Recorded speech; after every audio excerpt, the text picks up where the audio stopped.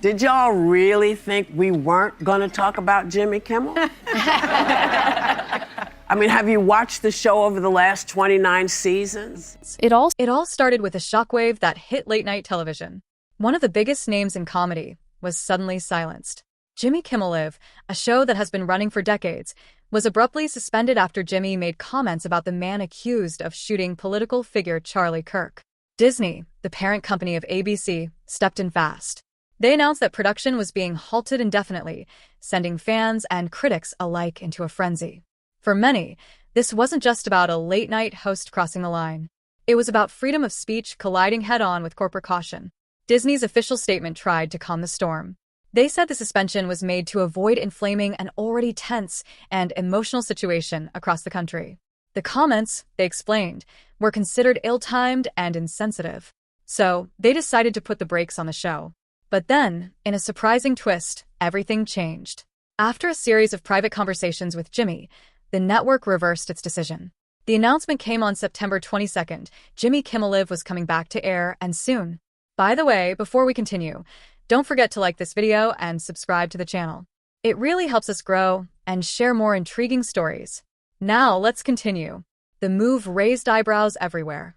Why would Disney first silence one of its biggest stars only to bring him back so quickly? The news came the same day the co-hosts of The View, Whoopi Goldberg, Sarah Haynes, Sunny Hostin. The news comes the same day the co-hosts of The View, which include Whoopi Goldberg, Sarah Hines, Sunny Hostin, Anna Navarro, and Alyssa Farah Griffin, broke their silence on the show being preempted following comments the comedian made. It was only just beginning. When the suspension news first broke, another storm was brewing, this time on daytime television. The women of The View, who never shy away from hot topics, stayed unusually quiet. Fans noticed right away. Why weren't Whoopi Goldberg, Sunny Hostin, Anna Navarro, Sarah Haynes, or Alyssa Farah Griffin saying anything about Jimmy Kimmel being pulled off the air? After all, The View has always been the place where controversies get dissected, live, unfiltered, and sometimes explosively. That silence didn't last long. When the show went live again, Whoopi wasted no time. She looked directly at the audience and fired off her opening. Did you really think we weren't going to talk about Jimmy Kimmel? Have you been watching us the last 29 seasons? The crowd erupted. Whoopi wanted it clear. Nobody, not Disney, not the FCC, not anyone, was going to muzzle The View. She explained why they waited before jumping. Did y'all really think we weren't going to talk about Jimmy Kimmel? I mean, have you watched the show over the last 29 seasons? She even reassured fans overseas who were messaging her, worried that the silence meant trouble. "We're still here, still broadcasting," she declared. Her tone wasn't casual, it was defiant. It set the stage for what was about to come next, a direct confrontation with government officials and media powerhouses who had turned Jimmy's suspension into something much bigger than just a late-night TV controversy. The fire really caught when The View turned its focus on the government's role in this mess. Whoopi made it crystal clear. The government cannot pressure networks into silencing people. That's when the show rolled a montage of some unlikely allies all agreeing on one thing. On screen were Republican Senators Rand Paul and Ted Cruz alongside Democratic Senator Chris Murphy. Different parties, different politics, but united in calling out FCC Commissioner Brendan Carr. Carr had threatened action against ABC and Disney after Kimmel's comments, but these senators said his move was flat out wrong. So, no one silences us. And to all my friends in Italy who reached out, you have to know it's okay. We're still here. We're still broadcasting.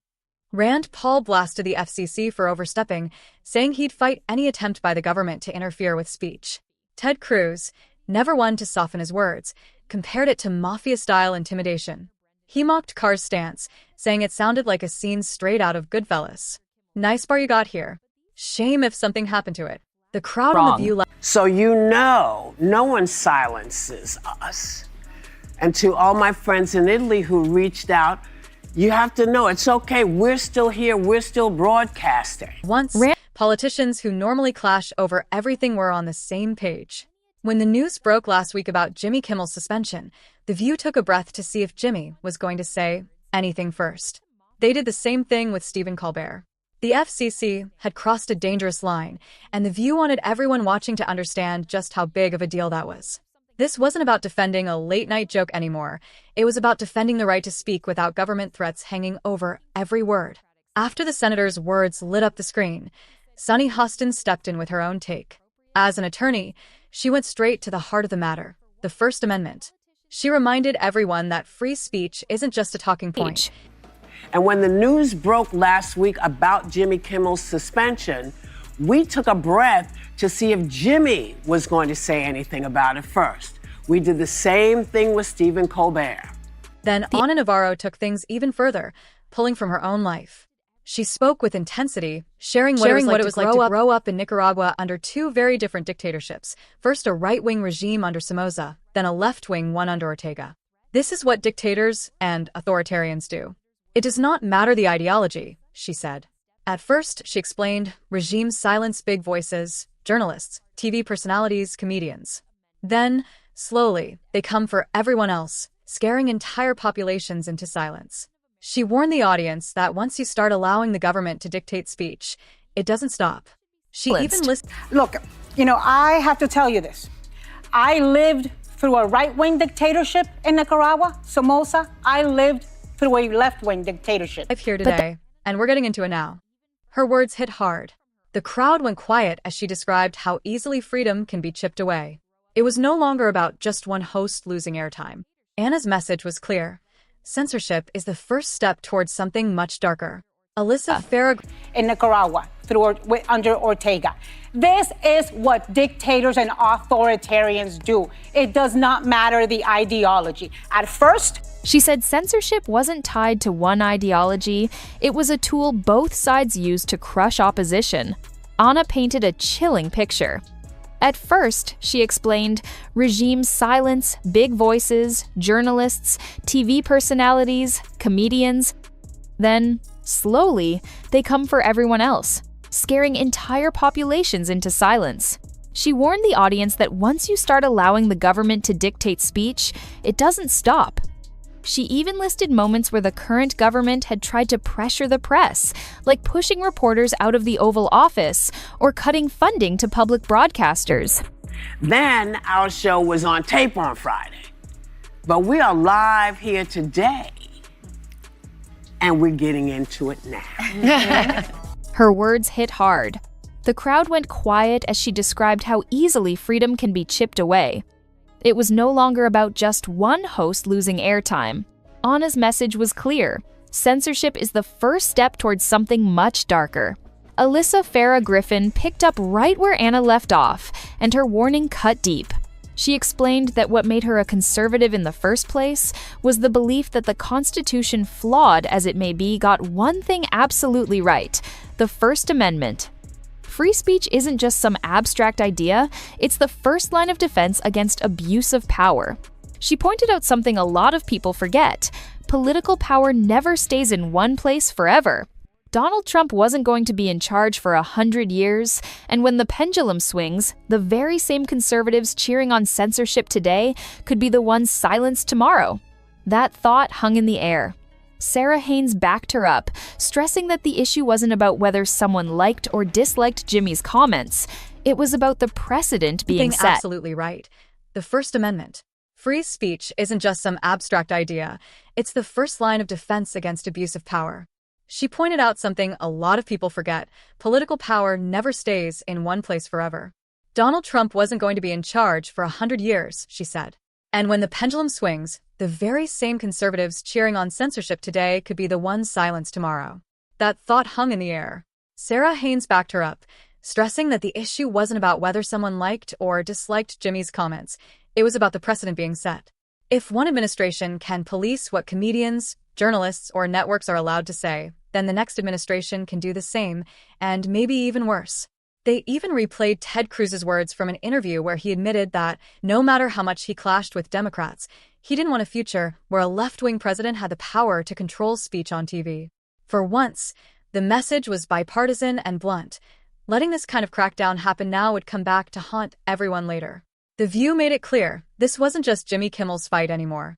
It was a test of whether free speech could survive when government pressure and corporate interests collide. The tension wasn't only swirling on the set of late-night shows or daytime talk panels. It was also pulsing through the boardrooms of the biggest media empires in the country. Behind the polished press releases and cautious public statements, a bigger game was unfolding. Disney may have decided to bring Jimmy Kimmel back, but that didn't mean the battle was over. Other powerful players were watching closely, and some weren't willing to just let things slide. The timing made everything look even more suspicious. Nexstar Media Group, a massive company with hundreds of stations across the country, was waiting on government approval for its multi-billion-dollar takeover of Tegna. That kind of deal needs the FCC's blessing. And here they were, suddenly announcing that they would no longer air Jimmy Kimmel Live for the foreseeable future. The wording wasn't casual, it was carefully chosen, hinting that this wasn't about one comedian's words, but about proving loyalty to the regulators who held the keys to their deal. Then came Sinclair Broadcast Group, another giant with a reputation for flexing its influence over TV programming. They didn't just say they were pulling the show, they laid down demands like they were negotiating a settlement. They wanted Kimmel to apologize directly to Charlie Kirk's family, make a public pledge to behave differently, and even open his wallet to donate money to both the family and Turning Point USA. These weren't quiet suggestions. They were conditions for redemption issued publicly, designed to humiliate him into compliance. The View's hosts had warned that censorship starts with big names and then trickles down. This was the perfect example. First a suspension, then government threats, and now corporations inserting themselves as moral referees. For many viewers, it felt like an organized effort to squeeze a comedian into silence, all under the banner of accountability. But Jimmy stayed silent. His team didn't respond to questions, and he made no public statement. That silence only fueled speculation. Was he refusing to bow to pressure? Or was he locked in negotiations behind the scenes with Disney and these powerful media groups?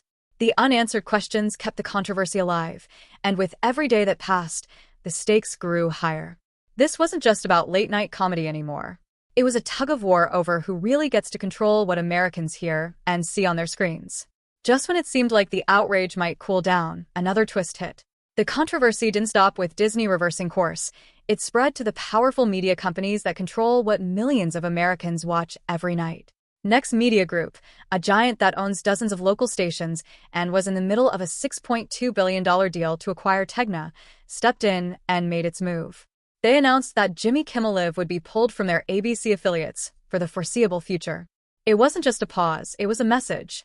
Then Sinclair Broadcast Group, another heavyweight in American television, joined the pile-on. They too declared they were indefinitely suspending the show on their stations. But they didn't stop there. Sinclair added strict conditions. Jimmy Kimmel should apologize directly to Charlie Kirk's family, issue a public statement of accountability, and even make a donation to the family and to Turning Point USA. The demands shocked people. It wasn't just about what Jimmy had said anymore. It was about corporate players trying to leverage tragedy and outrage into their own bargaining chip with Disney. For many, it felt like the line between corporate image management and outright censorship had been completely blurred. Reporters reached out to Jimmy's representatives for comment, but there was silence. No statement. No apology. Nothing. The air around the situation only grew heavier as everyone wondered, would Jimmy speak out, or would he let the storm rage on without a word from him?